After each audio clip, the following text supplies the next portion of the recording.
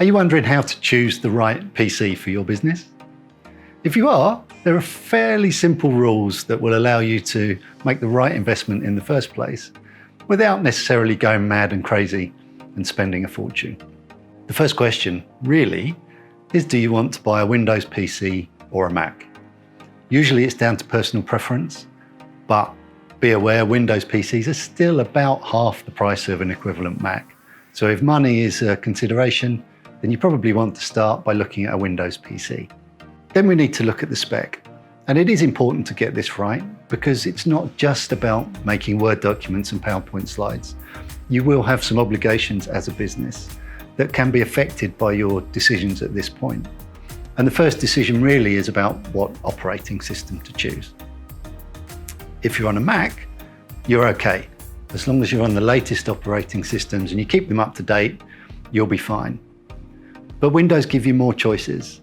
And in Windows 10, you've got the choice between Home editions and Pro editions, and there's about £100 difference. So it is really tempting to go with the Home versions. But as a business, you're better off going Pro, primarily because it will help you secure any data that you hold on that device. But there are other reasons as well that will reduce the level of complication as your business grows and expands. And then for both devices, really, it's about how much memory do I need and how much hard disk space. In terms of memory, these days, it's a minimum of 8 gig of RAM. RAM is the term that they often use for memory. They're interchangeable, but 8 gig is what you're looking for. And if you're going to be working with big files, videos or architectural drawings or anything that's going to create a big file, you might want to consider going up to 16 gig. In terms of hard drives, again, a hard drive is determined by how much data you need to store.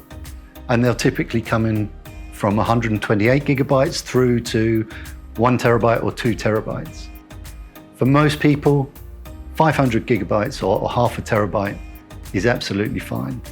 But what I would really advise is that you make sure it's a solid state drive.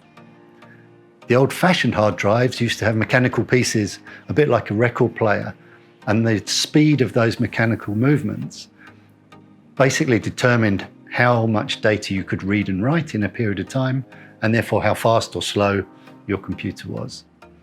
Solid state drives don't have any moving parts, and they're typically about 10 times faster and typically much, much better for today's applications on a PC. So there it is. That's a really simple guide. There's lots more to think about if your business is more complex, but if you start there, you won't go far wrong.